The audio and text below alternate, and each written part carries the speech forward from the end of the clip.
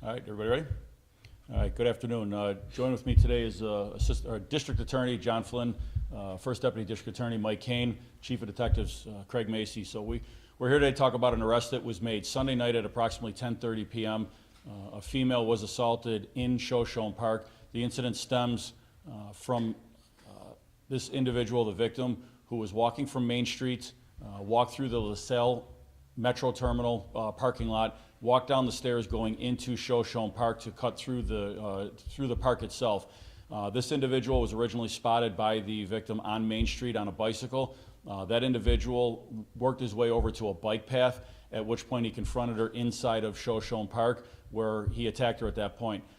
She was able to fight him off, and then during this encounter, during this fight, she was able to kind of de-escalate the situation and talk him down. She communicated with him, and she was able to calm the situation down, which we certainly applaud her for that. At that point, she was able to walk out of the park and led him to a specific place in a safer location out on Hurdle Avenue, where she was able to get inside to a safe location, call police. The individual left that location at that time, and E-District police officers on the other side of Main Street were able to track the individual down within about 20 minutes, where he was taken into custody. Our Special Victims Unit detectives investigated the case, took statements, and the individual was placed into custody. He was placed under arrest at that point. Lamont Love, 38 years old of Buffalo, was charged with sexual abuse in the first degree, assault, and harassment. I do want to take a minute to commend the survivor of this attack. She valiantly fought, and then she also used great communication skills and de-escalation skills during this attack to get the situation to calm down. And we've talked before, and all of us have talked before about,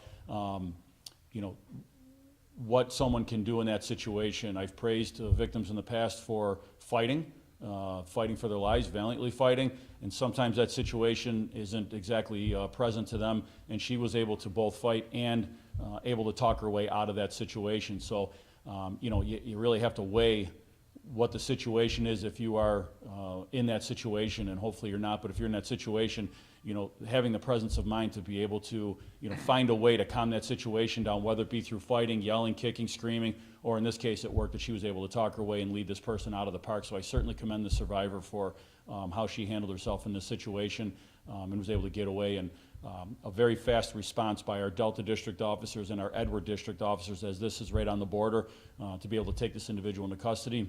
Great work by our Special Victims Unit detectives that worked this case and brought this case to a point of an arrest. So with that, I'm going to turn this over to District Attorney John Flynn for further information. So I also want to commend the victim here. I ditto everything that Commissioner Gamalia stated.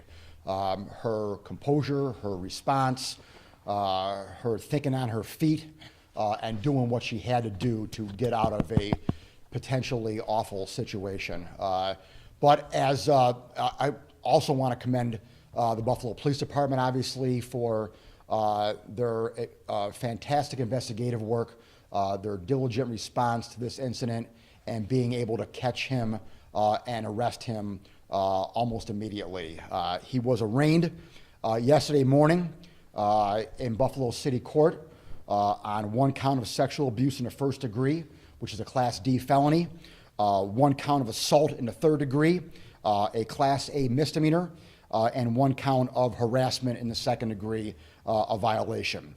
So we have a sexual charge here.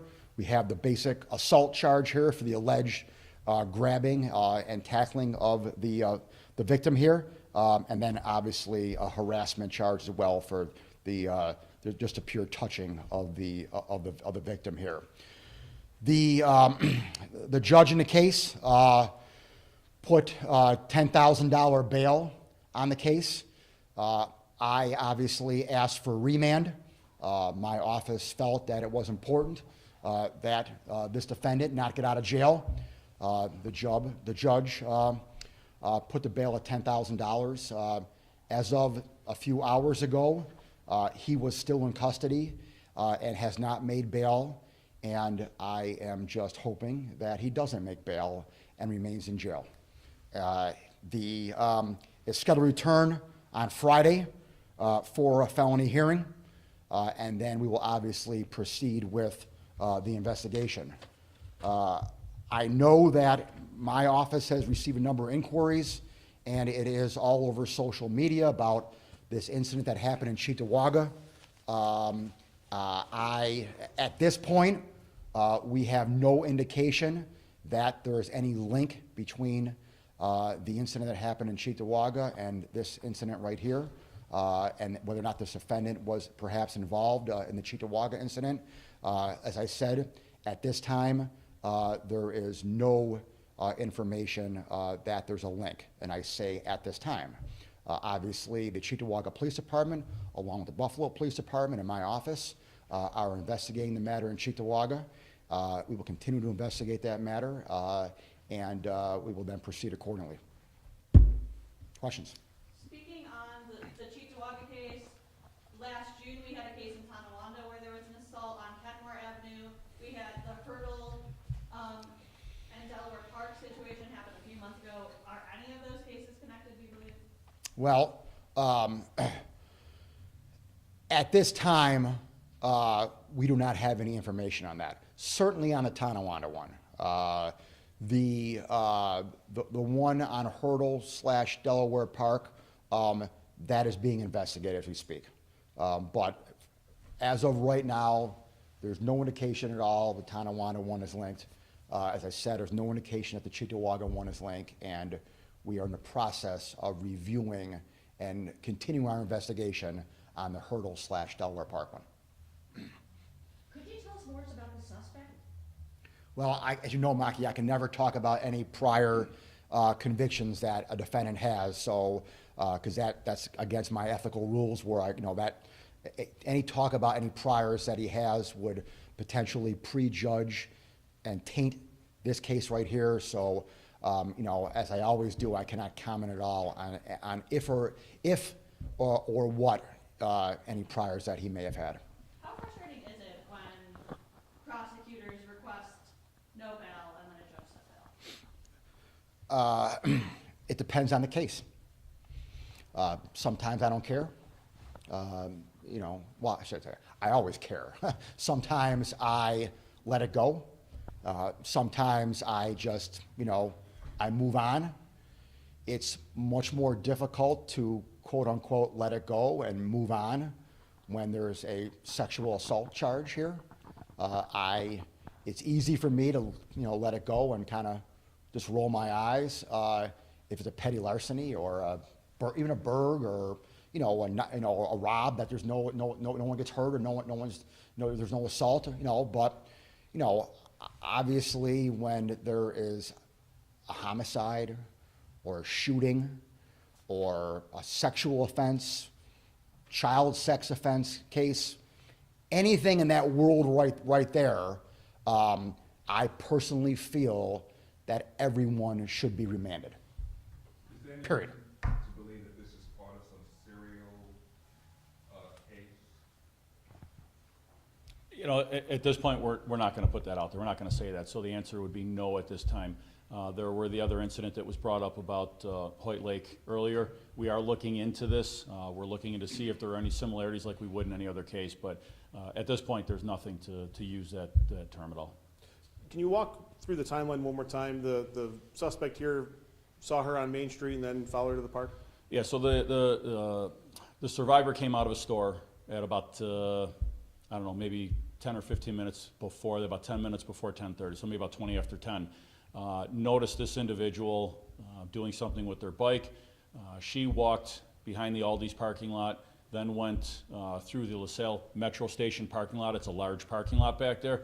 To the back of the parking lot, there's a set of stairs that takes you into Shoshone Park between baseball diamonds, softball diamonds that are back there. They're also in the way back of that parking lot is a bike path. So it's believed that he went along that bike path, and then on that bike path, there's a ramp, if you will, that takes you back into Shoshone Park, which is where that meeting took place.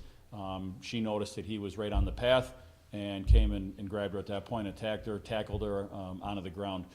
She, again, as I walked through, fought off and then was able to de-escalate and communicate, start talking to him, get him to calm down a little bit, and then lured him, if you will, to Hurdle Avenue to a safer location where she was able to get inside and call the police. So that call was made at 10:30 p.m. So we're looking at about 10 to 15 minutes before that as to when that occurred. And as I said, within probably about 20 minutes, he was taken into custody. How? Like, how were they able to find him? Based on a very good description by the survivor, patrol officers in E District over a couple blocks off of Main Street, back in the direction where this originated, spotted that individual, was able to pick him up. Officers conducted a show-up where they brought the suspect to a location. The survivor was able to identify that person. And then again, our Special Victims Unit detectives were engaged at that point and continued on with the investigation. In both this situation and the Hoyt Lake situation, thankfully the suspects, or the victims were able to get away, but as we know, that's not the case across the country. These are just women trying to walk somewhere. What should the public know moving forward, and what should they do? So we've talked about this, and I think, doing your best. Look, you should be able to walk on in any community and walk in safety, and we do our best to provide that coverage, to have our officers out there, but we can't be everywhere, every time, every place. So what should you do? Do your best, especially at night, to walk in well-lit areas, main drags, main streets, stay, right on that path. Don't go on paths, don't go in dark parks, don't go in dark places, don't go in back alleys, things of that nature. To your best, walk with somebody, at least one other person. If you have to forego where you're going at that time, then forego that. Try to really, take a forward look at where you need to be, what you're doing. But if you're going to go out for a walk at night, try to get somebody to go with you, or maybe just don't go for a walk at that time. If that situation happens, we've seen, multiple scenarios here. We talked about before where you can fight your way out, yell, kick, scream, yell to the best of your ability. We saw last September when that incident happened, a Good Samaritan came running over and assisted and aided. And unfortunately, we put a call out for that Good Samaritan last September at Hoyt Lake to come forward, and we unfortunately were never able to get that individual to come forward. So I'm asking again, if that individual is out there from last September, please call Buffalo Police, call any of the districts, call our Special Victims Unit, please contact us. But you're not always able to fight your way out of a situation, and I think you have to do your best to remain as calm as you possibly can be in that scenario and see what else might be able to work. This survivor was able to talk her way out of this problem, and again, great work by her. Used a couple of different techniques. Whether she knew what she was doing at the time and kind of thought that out, or was just doing it, whatever it was, it worked, and we applaud her for that, and she was able to thwart any furtherance of that sexual assault. Do the descriptions match between those two people? I don't want to get too deep into this because, again, as the district attorney said, we don't want to muddy the waters on a case. We are looking into that other case. We're looking for any similarities. We've reached back out. We're working on talking to that other individual from last September. We're going to see where it takes us, but I don't want to get too deep in right now and falsely put something on an individual that we don't have evidence to do that at this time. Are you asking us to put the mugshot out then? I'm going to leave Is that for. helpful? There's, it's 50-50. I mean, because it's obviously helpful from a public safety standpoint, but if someone identifies that person, through the media, then there could be a potential identification motion that comes later on at trial. All right, but listen here. We put it out. All right, Kate put it out. All right, so it is what it is. I mean, I'll deal with the legal stuff later on. From a public safety standpoint, I think it's better to have it out there. Looking at the city data that is published, there's been 20 instances of sexual abuse or sexual assault this year. What makes this one stand out? Was it just the brazen attempt, or what's the message here? You have to look at the differences in these, and what makes this one even more scary is because they're not known to each other. Those are they're all scary, don't get me wrong, but it's the random attacker that I think keeps a lot more people up at night. The other, terrible situation is the known attacker, and someone, gets attacked by, whether it be a relative, a friend, or something, obviously very equally tragic. But it's those unknown attackers that kind of come out in the bushes at night that really causes us all a lot of concern.